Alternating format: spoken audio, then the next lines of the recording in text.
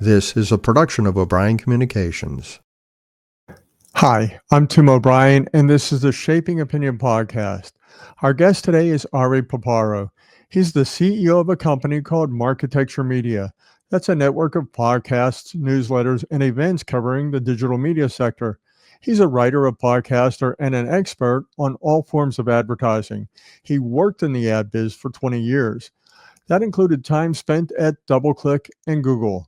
He's also the author of a new book called Yield: How Google Bought, Built, and Bullied Its Way to Advertising Dominance. If you ever see an ad when you're online, there's a good chance that one company, Google, is making some money off of that. And that doesn't include the money they make from selling your data. That's what we're going to talk about today.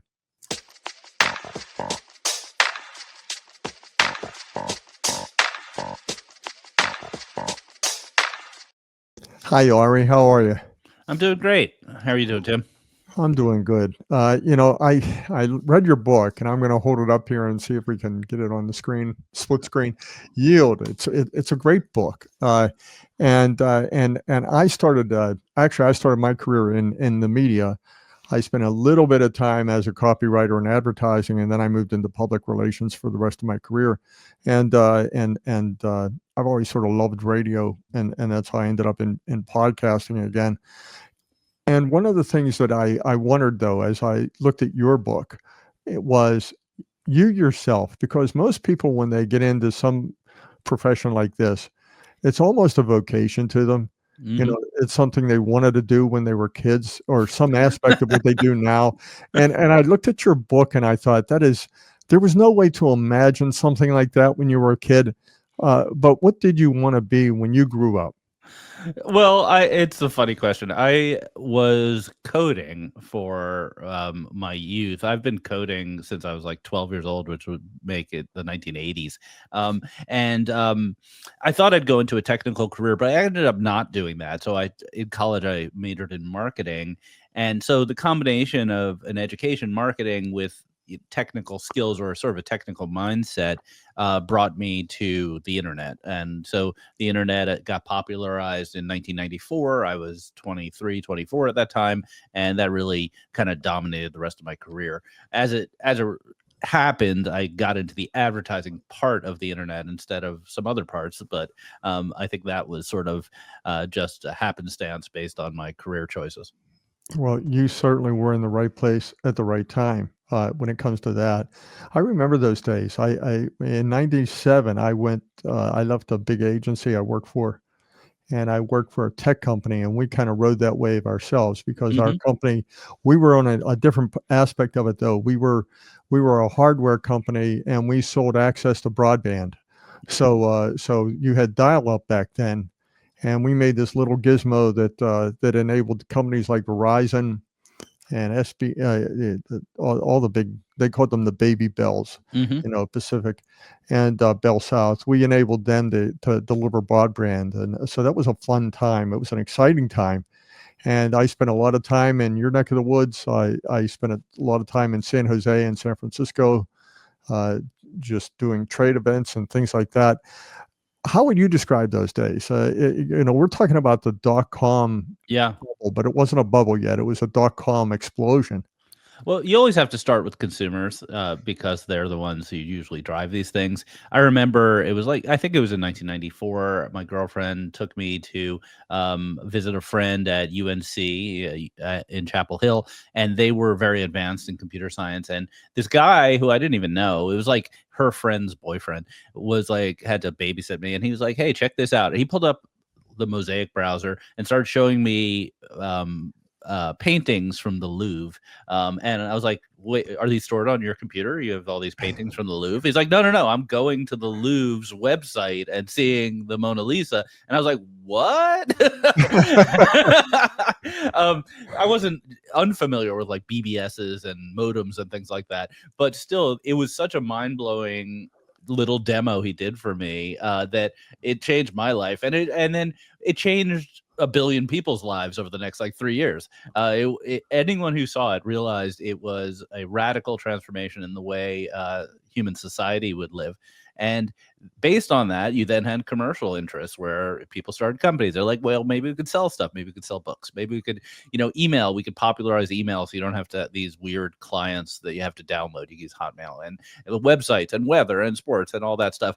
And the bubble was formed, and it was super exciting because it affected all parts of life, and it also was a consumer product where suddenly folks who never really wanted to have a PC in their home had to have one, and then they had to have an internet connection, and then they had to have this and that, and they dialed up using AOL, and all those things were this massive economic force that ultimately has turned into probably the biggest economic change in our lifetimes. What a change it was. I remember being on the front lines of that. We used to I was the investor relations officer, and we were a NASDAQ company, and we used to give these presentations. I remember one in particular.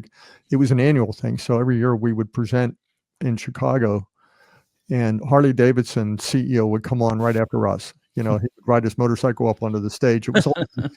And the first year we were blown away by it. We were awestruck by watching him do that. And but the next year and the year after that, because our message had to do with the internet, the crowds were starting to get bigger for us than Harley Davidson. And our CFO, who was not the most exciting speaker, would just lay out the numbers, and you would watch these analysts perk up and sit on the edge of their seats because we were talking about this. And to your point, we had dial-up, and the internet, the computer was sort of a luxury, right, an accessory. And then it became an appliance. It became something you had to have in your home, and we know what it is now with these phones in our pockets.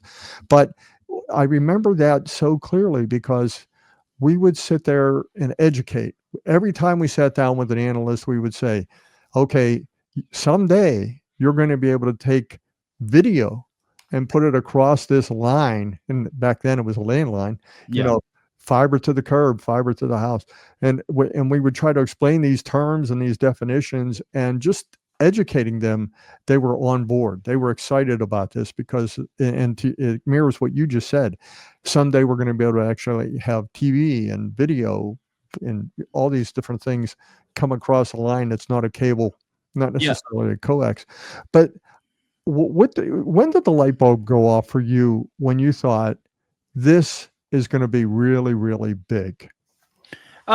Well, I was in New York during the dot-com bubble. I actually started a bubble company. There was this company called Blink.com that I started with some other folks, and we raised, it sounds crazy today, we raised $13 million to do bookmarks online. So instead of having your bookmarks in your browser, you have a website with bookmarks. And we weren't the only one. It was very competitive. There's like 4 other bookmark online companies. So I was pretty bought in early. As I mentioned earlier, I had sort of a technical background, so I really liked working with the code and with the computers. And it was just a pretty big and compelling proposition to consumers, where people like Mary Meeker love to point out that the time spent on this new medium dwarfed the amount of money that was being made. And the implication is that over time, that would even out. So if advertising and media is really a game of attention, then you would expect over time to have some equilibrium. Not all media are the same. Some are more valuable than others, but you don't have that big an imbalance. So back in the 90s and into the 2000s, that imbalance was dramatic. And it was really only until folks like Google and Meta cracked the code on a lot of the advertising capabilities that you started to see digital catch up in terms of monetization versus attention. And that was huge too, because there's a thing in the PR business called an AVE, or AEV, advertising equivalency. And it's an old-fashioned, I never liked them. I thought they were wrong, but it was a way to justify PR. Sure. And basically the principle there would be, okay, we're going to look at an article that we had placed in the New York Times, and if it was a half a page article, then we looked at how much a half a page ad would cost in the New York Times, and we would have this equivalency. Well, Google comes along, and DoubleClick comes along. That's a company you work for, and I wanted to ask you about. And you upend the whole advertising game, and you have these industries now that are based basically on cost per square inch on a physical newspaper. And even though the internet was here, they were still basing their models on that kind of thing. Same thing with TV, time, and estimates of reach. Now, DoubleClick changed that. So I don't want to, I guess, rush to the end, but I wanted to ask you a little bit. How did you end up at DoubleClick, Sure. and what was your role there? And a three-part question, really. What did DoubleClick do to change the game? Yeah, sure. So DoubleClick was an early advertising technology company. They weren't the first, but they were very early. And what they did primarily was they helped publishers and advertisers to buy and sell digital ads, and mostly image ads. So we're talking about banners on websites at the time. Now it's on apps, it's on TVs, but it's really display ads. And they had a very interesting story, which is they were public. They raised a lot of money, and as a result, they were able to survive the dot-com crash, whereas almost no other companies in New York City did. And so they were the survivor out there. And while the business wasn't super attractive, it was a public company that was in the doldrums for many years. The software they built really determined which ads consumers saw across the entire internet. So their flagship product was a software product. At the time, it was called DFP. It's a pretty common little acronym for people in media. Now it's called GAM, Google Ad Manager, which is also pretty commonly known. And that's software that determines what ads show up on websites and has enormous market share. At the time, when I worked there in the 2000s, it had 60% market share. Means 60% of publishers use that software. And now the Department of Justice estimates it's 90% of publishers use that software. So it's a choke point. It controls what ads people see, more or less. What I was brought on, I joined DoubleClick in 2004. I was put in charge of a product line that's lost to history called Motif. And what it did and what was happening in the mid 2000s was that the ads themselves were becoming more interesting and interactive. So instead of just an image like a square or a rectangle that just said, hey, click here to get 10% off, whatever, the people had more bandwidth at home, so the websites could have more interactivity, and the ads could also. So I built products that helped the advertisers put video inside their ads and otherwise have interactivity in the ads. I actually wrote the standard that virtually all video ads run on. It's called VAST, and it's been adopted by the industry group. So I'm the author of that. Billions of dollars of video ads run on that standard every year, and I'm very proud of that, although I don't get a license fee. That's well, and I'm going to take a little bit of a detour now because I'm going to put you in the shoes of a consumer. Mm-hmm. You obviously use the internet every day. Yeah. It's part of your job. Do you do anything to protect yourself against advertising, or do you sort of find yourself? How do you manage advertising when you see it on your own computer? Yeah, I don't use an ad blocker. I don't believe in ad blockers. I think ad blockers. I understand why some people use them, but you're really just stealing money from the publishers that are giving you content. So I don't believe in them. The less controversial thing you can do if you're concerned about your privacy is either if you're using Chrome, using incognito mode. I personally will use incognito mode if I'm searching or looking for content that I feel is a little too advertising centric. Some people use incognito mode for like health conditions or pornography or whatever. I use it when I want to buy a product that's very high value because I know I'm going to be targeted forever with those products. So if I would need to buy a pair of leather shoes, I'm going in incognito mode. I just don't want to see those ads for like the rest of my life. Do you use a VPN? No, I don't use a VPN. I don't have any really need to use a VPN. The main use case for that nowadays is the geographic stuff, and I live in New York, so New York State hasn't been as aggressive about free speech policing as some jurisdictions. I see. Yeah. Well, now DoubleClick again. Getting back to them. It's not often that you hear time go by and somebody goes from a 60% market share to a 90%. It's usually goes the other way. Yep. As competition comes in, and I know you have a lot of thoughts on issues like the antitrust and monopoly and that kind of stuff. You had a front row seat and sort of a little bit closer than that in the process. So how did they hold on to that? How did they hold on to that choke point? Yeah, so the publisher ad server is a very complicated piece of software. Let's start there. It's not easy. You can't just do a new startup and compete with publisher ad serving, because determining which ad shows up on your page has to be really, really fast and really accurate and really complicated. And those are characteristics that make it hard to build. But you would expect there to be a good amount of competition, even if it is hard to build, because there's a real market for this software. And so what's generally happened, DoubleClick as a standalone was just competing really well. It was, beating its competitors head on in a sort of a fair way.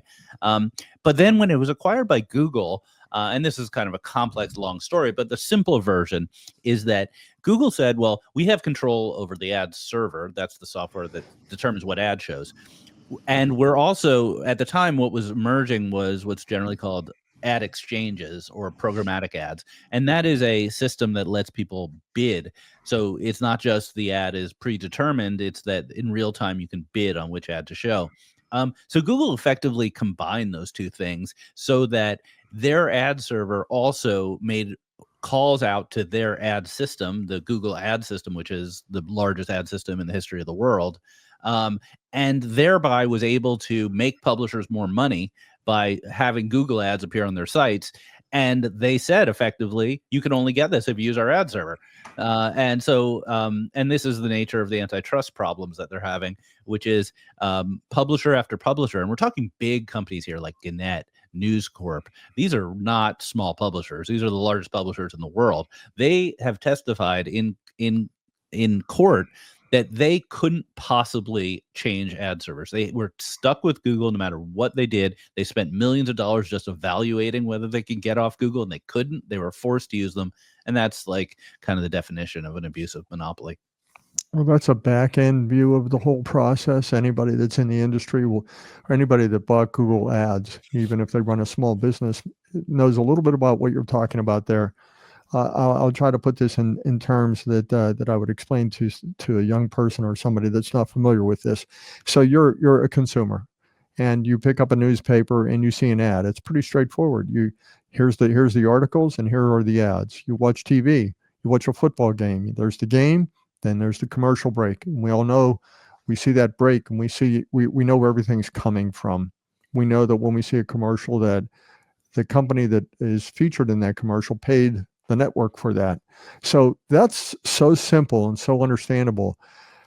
Now, the ways DoubleClick and Google changed the way advertising works, and then we get most of our most influential advertising today on the internet or through the internet. That's just the most dominant form of advertising. You talk about the price for a Super Bowl ad on TV, that's one thing, but that Super Bowl ad gets amplified on the internet. That's not where, it's not just game time. So you look at the internet, and what you just described is sort of the back office of the internet, how everything is structured and engineered so that if I'm looking for a car, that car ad shows up on my feed wherever I am. And and people will comment. It's kind of creepy, actually. They'll be talking about getting a new refrigerator, or they're talking about taking a new vacation to, let's say, Europe. And next thing, they look on their device and there's all these pop-up ads for vacations to Europe or cars. And it's like, is my computer eavesdropping on me and then feeding me this stuff? So it's extremely sophisticated. And to your point about negotiations, because I remember when I first started using Google AdWords, and I'm thinking, this is a whole new concept. There is space out there. I always thought the internet was unlimited, but somebody has to create a finite thing to sell. They have to give, it can't be unlimited or it would be free. But so you have to come up with a value for that. And like you said, then there are these auctions, but it's not like an auction where people are raising their hand in physical rooms, but there are these internet auctions for how much this ad is worth to get in front of the right people. So it's not straightforward. It's the time, it's the place, it's the person you're targeting, it's how many you're targeting, it's how narrow you want the keywords to be. You have to decide all these decisions. But if you do it right, then you get a lot of the right people in a very concentrated way. So if I'm selling a Cadillac Escalade and people are doing internet search for Escalade, or they're talking about a new SUV on their phone. Somehow my ad gets in front of them and they don't even realize it. And it came at the right time. And for me, the advertiser came at the right price, because I spent pennies on the dollar instead of this shotgun Super Bowl $1 million ad. I was able to get enough people to buy those cars. That's the simplified version of it. Sure. How would you explain this when you're with your cousin, or you're at Yeah. the family reunion? Yeah, it is complicated, and I even had to put a couple diagrams in the book, even though I wanted the book to be as untechnical as possible. At some point, I was like, I just need to make a diagram.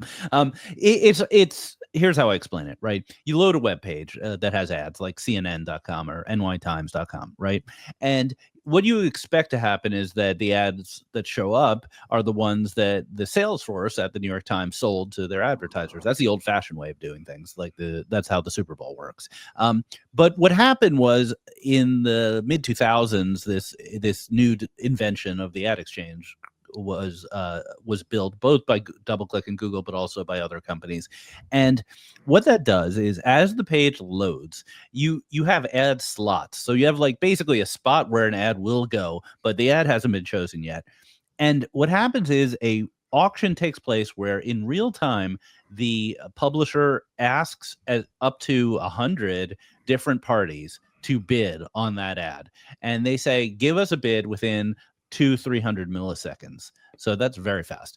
They have to, and the buyers, the bidders, only know a couple of pieces of data. They may know the URL, they know the time of day, obviously, they know what browser you're using, they know your location, and they may have a cookie or some other identifier that anonymously profiles you as a user.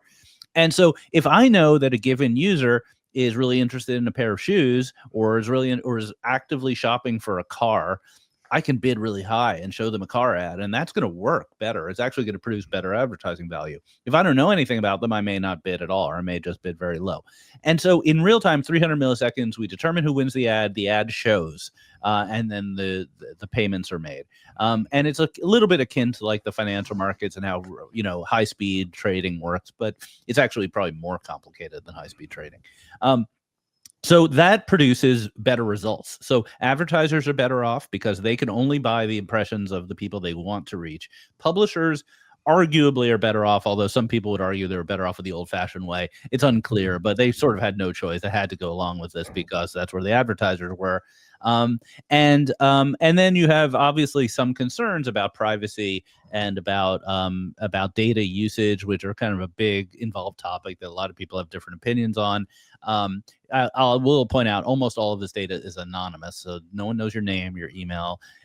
The thing about listening to your phone is a myth. It's been debunked multiple times. No one listens to your phone. It's technically almost impossible to do it, to listen to your phone, interpret it, and then serve an ad that quickly. And there's no evidence it's ever happened. But what people do listen to is your search behavior, whether you go to a website. If you go to a website and you start shopping for cars, you are definitely going to see some car ads. So that's how the whole thing has been built up over the last 15 years. And it's a, incredibly high-tech, complicated world. And it's also pretty valuable. You have multiple tens of billions of dollar market cap companies on the public markets that specialize in this. It's funny. This is another detour, but you reminded me when you talk about your computer listening to you. I had that Amazon Alexa, that little hockey puck on my desk when it first came out, and I was doing a confidential conference call with I do crisis work, and I was talking to somebody about a crisis, and the guy's name was Alex. Oh no! and I had no idea. I just totally forgotten I had my my thing there, and so I called him Alex in the middle of the call, and all of a sudden this voice from Alexa starts saying something like, "What would you like me to do for you here?" or blah blah blah. Yeah. And Alex, who I was talking to on the phone, got all panicked, and he's like, "Who's in the room with you? I thought you were by yourself," because we were talking about something very confidential.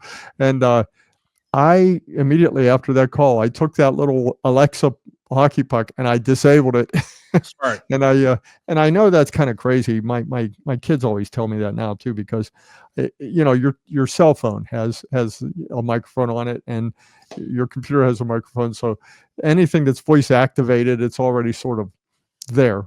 And you're not going to totally. Yeah. But to your point, it's not like it's eavesdropping on every single word you say and setting it back to some mystery No. person. It's just too, I mean, I'm an expert in this sort of thing, and I'll just tell you, it's really too complicated to be feasible.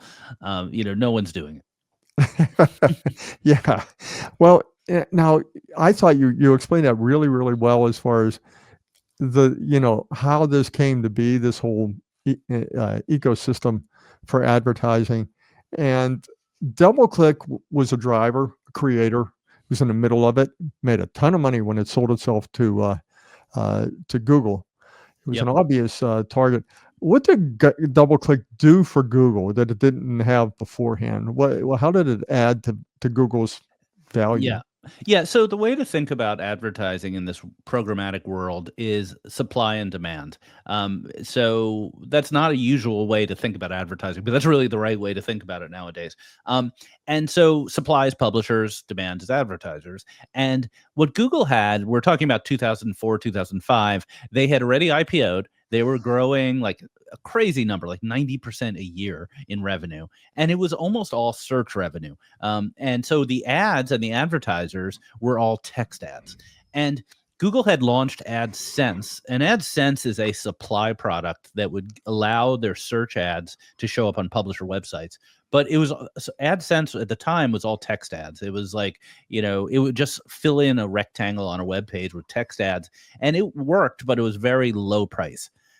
So Google saw this display opportunity that they thought could be as large as search, and they were having a hard time getting into it. Even though they're the smartest people in the room and they had all these advertisers, they just couldn't really figure it out. And there were some internal reasons, like Larry and Sergey were really kind of skittish about using data about consumers in certain ways. The founders of Google, and also just I think that the advertising business is very New York centric, and everyone knows each other, and we know how to deal with each other. And they were coming at it culturally from this Silicon Valley arrogance. I use the word arrogance a lot in my book because it's really accurate. They just thought they were smarter than the advertising people, and that didn't work. So they have all this demand, basically. That's where I'm getting at. Google Ads was this huge amount of demand, millions of advertisers with billions of dollars in budgets that could spend ads somewhere. They had no supply, and they had no way of getting it. So DoubleClick had as I mentioned earlier, by far the highest market share publisher ad server. So they had supply everywhere. And I talk about this in the book. Neil Mohan, who is, kind of a major figure in the book and is now the CEO of YouTube. So he's a very powerful guy now. At the time, he was a VP at DoubleClick, and he built this Excel model that just said, here's how many ads run through DoubleClick's pipes every day, every hour, every month. Here's how many percentage, let's call it 30%, that are unsold, meaning there's no bidder. It's just a blank ad, or it's a very low priced ad.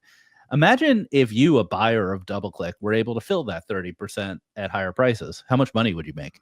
And the answer was, by his estimate, something like $3.5 billion a year. In new revenue. That's not like synergies. That's not cost savings. That's just like, you're just going to print checks for $3.5 billion a year if you buy our company. And the company had just been acquired recently by a private equity firm for something like $400 million, the entire company. Right.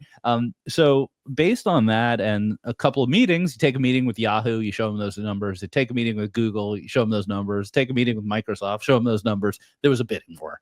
And Google ended up winning the bidding war at $3.1 billion to buy the company, only 18 months after it had been acquired for like $300 or $400 million. So 10x return in 18 months for the private equity firm. People like me who were executives at the company did pretty well. And Neil started his career. Now he's probably arguably the most powerful person in media. So it all worked out for everybody. Well, YouTube is so strong. I'm going to toggle back and forth now. I'm going to go back to that consumer. The psychology of that consumer. How would you explain the power, the power of those online ads? What could they do that no other type of ad could do? How does does it get people when they're most vulnerable, or does it get people when they're most receptive? Is that a better word? Well, I think fundamentally, ads are content. Ads should be interesting and useful. Even if you're sitting back watching the football game or whatever, the ads should be interesting. They should either be emotionally interesting or humorous or just useful. And that was definitely a big part of Google's philosophy. I think Larry Page actually said he thinks of ads as a content problem, like or something like that. I'm paraphrasing. And so making the ads more useful to consumers is an important part of every publisher's game plan. They should be, or else the ads are, yucky or not, or spammy. And so, like, to give an example, if you go to the YouTube homepage, youtube.com, for a while, I don't know if it's still there, but for a while, there was like almost always some really interesting ad for like a video game or a movie that was coming out, because YouTube was and still is kind of the homepage for entertainment on the web. Like if you type in youtube.com, you probably are bored in some way, right? So showing them a movie that's coming out, the new Fantastic Four, is a great advertising experience. That's what people are interested in.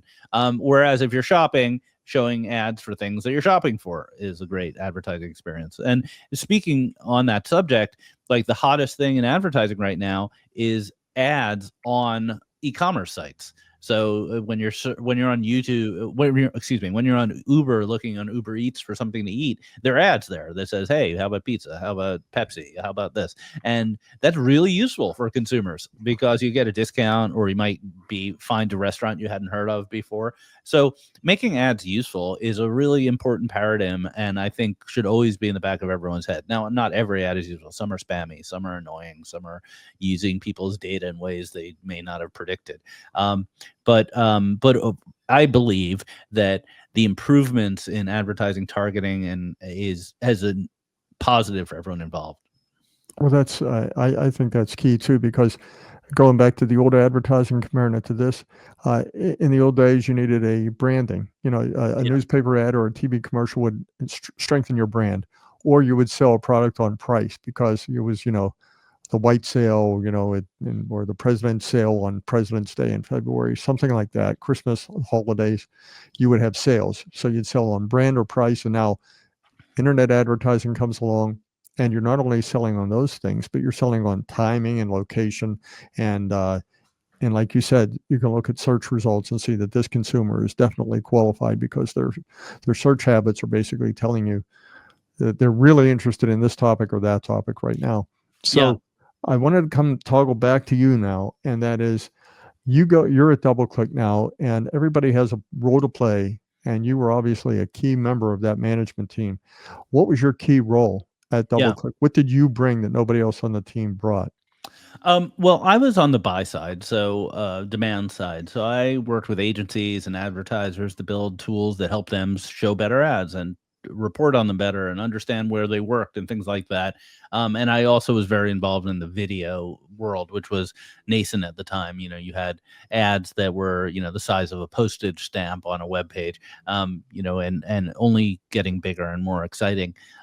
So that was my role, and I've still, for most of my career, stayed on the buy side. And that's kind of one of the kind of humorous aspects of this book, which is that people keep asking me, is it a memoir? Is this about your personal experience? And it's not. I'm not in the book. I was just sitting around watching, like in the background of these meetings where all this stuff happened, because the primary vector by which the business got realigned in Google's favor was on the sell side, not the buy side. It was the publisher side that Google had the monopoly in. On the buy side, it's much more competitive. So I was like the old movie Zelig. I was just there, or Forrest Gump, at all of these major events, but I didn't personally participate in them. You were definitely a part of that. So now my next question, and it leads us into the other issues that I think bring the book to its climax, but is the culture at Google. You worked for DoubleClick, and you mentioned that there was a certain arrogance out of Silicon Valley, and for some reason I forgot that you were in New York at the beginning of this interview. But the culture, how would you describe the culture at Google then and maybe even now, to the extent that you can? Yeah, so the primary thing is that Google is an engineering culture. So Larry and Sergey are engineers. They place engineering talent and engineering methods at the at the apex, and really nothing else matters as much of it as engineering. And as a result, they sort of take an approach to every problem that there's an optimal solution. It can be modeled, it can be tested for, it can be rolled out, and then measured, and that is incredibly effective sometimes. And it also leads to what I would call local optima, to use an engineering phrase. So you could end up in a situation where you've optimized your solution, but not to the best possible solution, just to the only one that's around what you're doing right now. And in the book, I talk about this culture clash a bit, where the DoubleClick team and the advertising business is very East Coast driven and a little more marketing and entrepreneurial oriented, not as subject to just hardcore engineering. And over time, what happens is that the West Coast influence, the folks from Mountain View, California, where Google's based, who specialize in search ads, got more and more powerful into this display ad world. And you see them sort of deviate from what the actual customers want in many cases. And in some cases, pretty aggressively, where the publishers start yelling and screaming and saying, no, you can't do this. You have to change direction. And it's just met on deaf ears because they have optimized their way through the solution. And it's not just speculation. Part of writing this book is I had thousands of emails and pages of documents from the court cases that I could see. And you can read email exchanges where folks inside the company say things like, well, publishers are taking a short-term view. They don't understand the real issues here. When we change things, we're doing the best thing for their long-term interests. And then the actual customers are like, absolutely not. Don't do that. and they don't listen. It gets into somewhat ideology too. I mean, you have ego and ideology, and sometimes they go together. Sometimes they're totally separate. Like you talk about ego. We know better. We're smarter. We know this business better. That's ego. Yeah, it has nothing to do with ideology. Sometimes it crosses over into ideology because that just happens to be the issue. But Google has a reputation for being a very ideological company as well. Their corporate culture, and this goes beyond advertising for cars. It goes into sort of value judgments it places on content, and even to the extent that advertising gets involved, because every 4 years there's a presidential election, and every 4 years companies like Google and YouTube, which Google owns, they have to make decisions. What kind of ads will we accept? What kind of ads? And then there are those algorithms that push some and don't push others. How would you describe that when you worked for Google? Was the culture?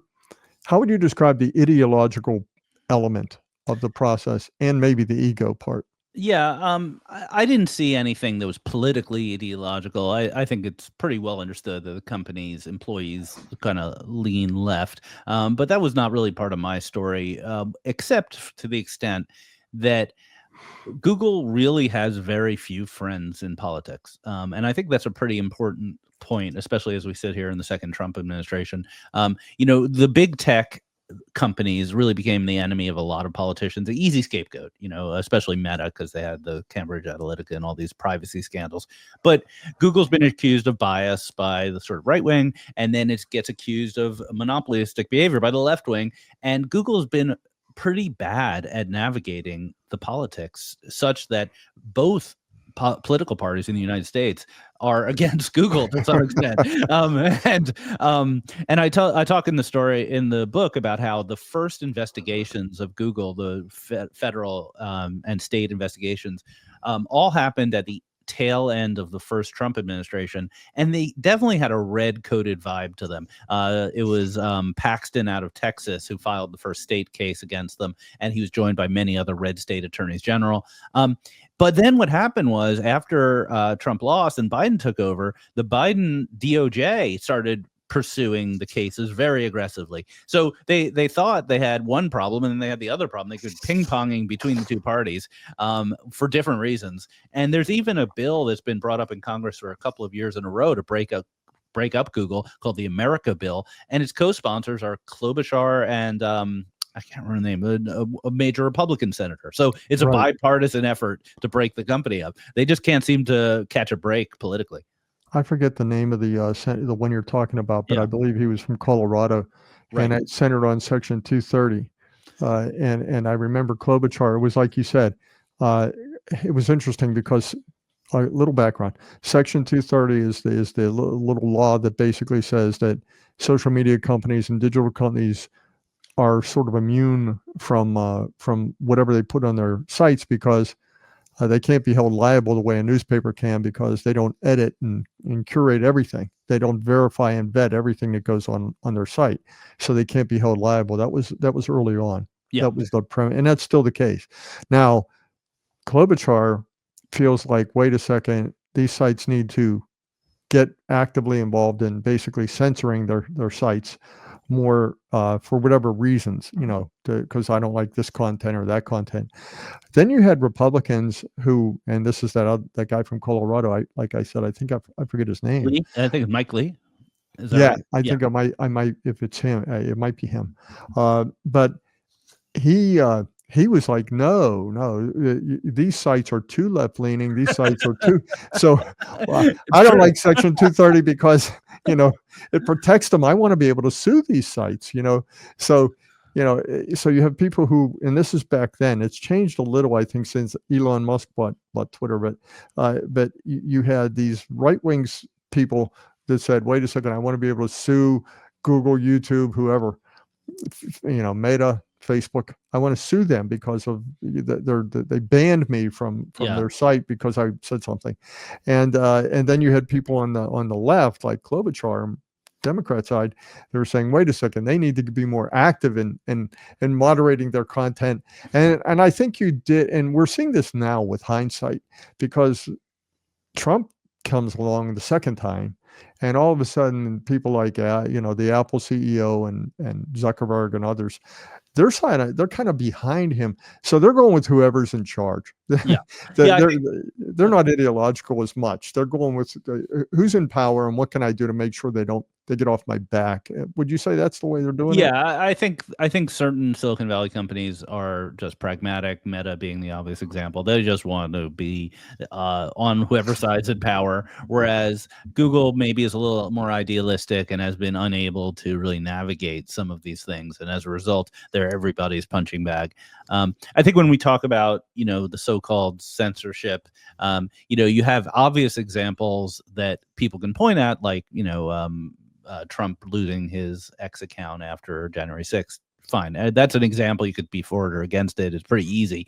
But when it comes to advertising, which is really my world, it's a little more subtle because you can have, first of all, you can be deplatformed by just having the ads pulled, right?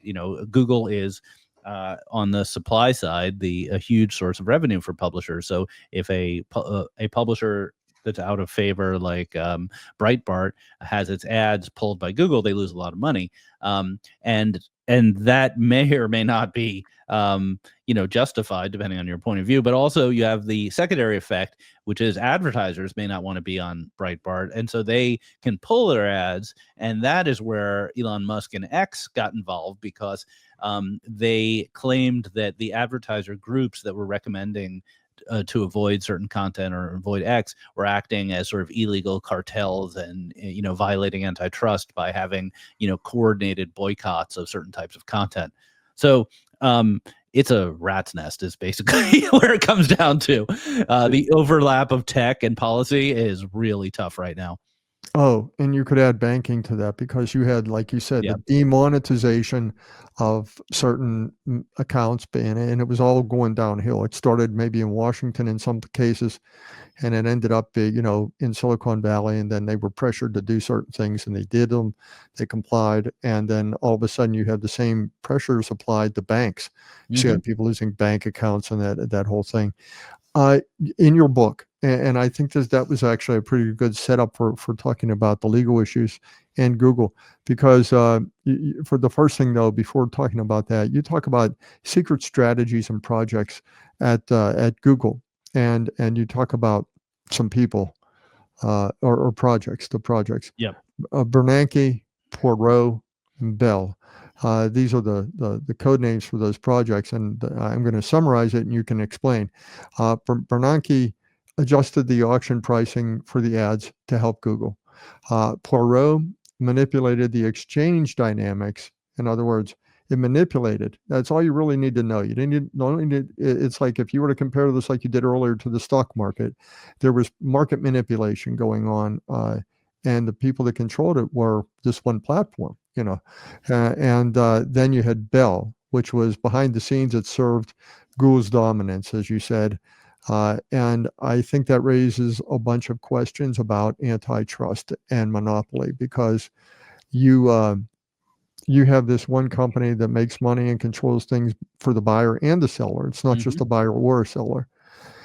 And it all kind of comes to a head earlier this year in April, when the Eastern District Court in Virginia ruled that the Department of Justice case found Google illegally monopolized both the publisher and the ad server and open web display of exchange markets. So that's the beginning and the end. How would you fill in the blanks there as far as Google had these secret projects, they had this manipulation. Like you said, you went through all these documents and you were there. Were you in the courtroom for some of this activity? Yeah, I sat in the Virginia courtroom for all 3 weeks taking notes. It was a no electronics policy, so I had to do longhand. I have books and books of notes, and I would run to my hotel and write a daily newsletter that people enjoyed called the Monopoly Report. And that's really where I got the idea to write the book. It's kind of an interesting story here. So the manipulations, there's more than just those three. There's another couple. But the interesting thing here is like Google found itself both the buyer and the seller of these auctions, because they have the buy side, Google Ads, and they have the sell side, the ad exchange. And they were able to basically match in ways that other people couldn't. They were able to, take a penny off, add a penny to their bids because they had all the information. They knew what they had to bid to win. It was like if eBay was also bidding on its own auctions. They'd be able to snipe all the good stuff and keep it for themselves. And so that's the essence of what they were doing in different code names of different manipulations. And what's interesting here is like that was so shocking when the world found out about it, because basically it was revealed by a judge a couple of years back. Everyone in the advertising industry had suspicions that Google was playing both sides of the game, but there was no proof. And then all this stuff was released by a judge, and people were shocked. But then the Department of Justice decided not to bring any of that to the court case. None of that stuff was adjudicated in the Virginia trial, I think because they thought it was just too complicated. And instead, the Department of Justice just had a very straightforward case, which was you have an ad server that's a monopoly, 90% market share. You have an ad exchange that's a monopoly with like 50, 60% market share, depending on how you measure. And you can't use the ad exchange unless you use the ad server. Therefore, classic antitrust tie-in case and, slam dunk. And they didn't bring up all this complicated stuff that I talk about in the book because it was just not, they didn't need to, right? And they won the case, and now the remedies are going to be adjudicated in September in Virginia. I'll be down there September 22nd, listening to the arguments that they should be forced to break it up or spin out this whole division. Now, was it a jury trial? It was not, which is also an interesting story. So it was supposed to be a jury trial, and the Department of Justice had a bunch of plaintiffs, which were government agencies like the U.S. Air Force and the Coast Guard that had been advertising on Google, because having plaintiffs is helpful in the case. And Google just wrote a check. It was so funny. They FedExed a check for the full amount being asked for by the government and said, fine, you win. And it was, no one knew what to do because they just got this check for like $1.6 million or something, some big number like that. And the judge is like, well, if they settled, we have to remove all those plaintiffs because they were satisfied with the judgment. And as a result of that, because of the way civil cases work, the jury was nullified, and instead it became a desk judge, Judge Leonie Brinkema, who is, a character in and of herself, who ended up, listening to the case and making her judgment. What was the dollar figure for the settlement? It was not a big number. It was like, I think it was like $1.5 million or something like that. I mean, that's walking around money for Google. It is. The idea is someone at Google is like, let's just write him a check. Let's get rid of these. And a bunch of the allegations had to be removed from the case because they settled it. That's something. Yeah. And you mentioned the complication of things because, and judges are no exception. I think we like to think that judges are the smartest people in the room, but sometimes, especially in issues like this, where it's technical, I don't want to say they can't grasp it if they don't want to. They just don't want to, and they gravitate to, like you said, the big issues. And if you're talking about antitrust, you mentioned it, 90% mark. All you have to do is look at that, Yeah. and it's not like it's 51%, but control over key minerals or something like that. I mean, in the court, you had customer after customer say, we can't switch. We want to leave. We want to stop using the software and we can't. I mean, that's about as strong a case as you can imagine. Well, that's not a big judgment. Did the legal precedent hurt Google at all enough to make them change their ways, or what were the impacts of this case? Yeah. So the impact leading up to this case. So before the case started, Google had already changed a lot of its behaviors because the competitors figured out these kind of like workarounds to even the playing field. It's kind of complicated, probably too complicated for this podcast, but basically the other companies out there started changing the way they served ads in a way that took away a lot of Google's power. And so Google sort of gave up a little bit some of its unique advantages. To use the eBay example, they just stopped, bidding 1 cent higher. They just started running a fairer auction, and that all happened before the trial even started. So, yeah, as it stands right now, Google's advantaged, but not nearly as much as they had been historically, and their market share for the exchange has been kind of declining slightly.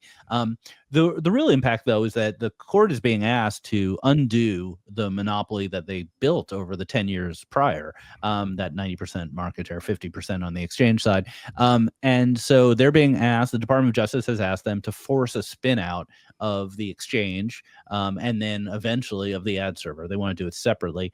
And that'll just have a really big impact on publisher business models because they're relying on it. They get a check at the end of every month, and you're throwing it into a huge amount of uncertainty, which may have a benefit for publishers, but how do we know? It's one person who I interviewed and in the book says it's kind of like the fall of the Roman Empire. You might not like the Roman Empire, but they all are awful good at plumbing. No one knows what's going to happen. Right. Yeah. Now it goes into the market. What impact do you think it will have on the whole? I mean, this is asking you to speculate, but yeah, what impact do you think this will have on the advertising business if indeed, Google has to sort of pull back from this? Will it add integrity to the process? I think it'll add the competition. So there isn't competition right now. If you want to build a new advertising business, one of your top things to do is how do I integrate with Google? Because it's the only game in town. And in a world where the monopoly is broken in various ways, you could see more innovation. You could see offerings to publishers that maybe they can't use currently. To give one example, Meta, Facebook, doesn't do business on the open web. They don't serve ads or buy ads on the open web. And there were documents in the court case where they specifically said, we can't participate in the open web because Google's there. And so that's an example of where there was a real harm to publishers because Facebook has a lot of money. It'd be great if Facebook was showing ads on the web. You'd get some of that cash, but they couldn't. They pulled back.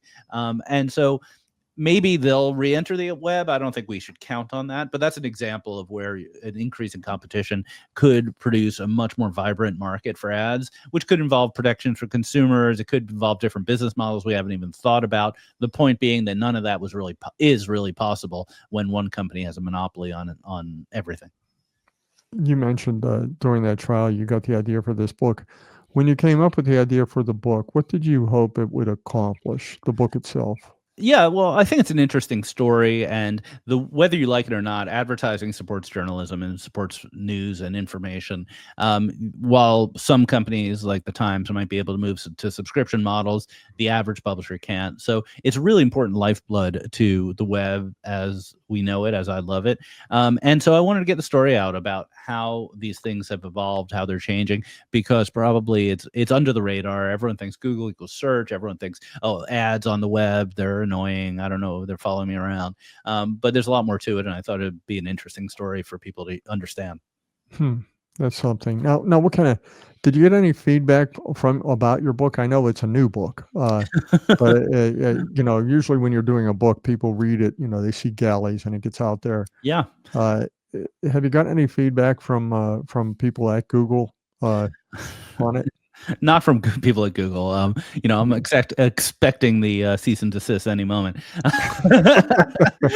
But yeah, the folks have read it. I think I've accomplished my goal, which was to make it a book that's of general interest to business people. I'm trying to not make a book that only ad tech people like myself would read, but that, if you're interested in business, you're interested in advertising in general, this book explains how the world works and how it got there. And I think it's a really good perspective. One more question for you, and it's really a personal one for you, and that is, for you, what's next? You're actually going to stick with this story. You're going to go down there in September to see how the case wraps up, and I think I get the sense that you can do a lot of things right now that you want to do. You're not forced to do any particular thing. But what's next for you? Are you gonna become an author now? I know you have this business, Marketecture. Yeah. Well, what's next for you? Yeah, like you, I'm a podcaster, newsletter writer, content creator. So I'm not sure if I'm going to write another book. I have some ideas in the advertising world. Let's see how the reception to this one goes. I am going to continue following the Google story because I think it's really interesting. And there's also another Google story, which is the search antitrust case that they've also been found guilty in, that could have even bigger impact on advertising world if like the Chrome browser changes or is spun out. So there's just so much to keep on top of, and it's a fascinating area that I would just want to keep following. It seems like it's fun for you. Yeah, it is fun. Yeah, I mean, at this point, you do, would you call it a passion project for you at this point? Yeah, I mean, I don't expect to get rich on writing books. No one reads anymore. But yeah, I'm enjoying doing it. It's sort of my second career. So we didn't talk about it, but I had a company in the ad tech space that we ended up selling to Comcast. So after I sold my company, I have some freedom, and I've been doing journalism and content creation as sort of a second career. Oh, the book that you wrote, I think someone else said it when I was doing my research for this interview. It's something that only someone like you could have written, and it is a good documentation of something that people always sort of speculated on, but never really saw in writing the way you did. So thank you for that. And Ari Paparo, thank you for joining us on this podcast. Of course, Tim. Thank you so much for having me. The Shaping Opinion Podcast is a production of O'Brien Communications. Copyright O'Brien Communications 2025. Find us on Spotify, Apple, or wherever you listen to podcasts. If you like to watch, go to YouTube, Rumble, or our Substack page, shapingopinion.com.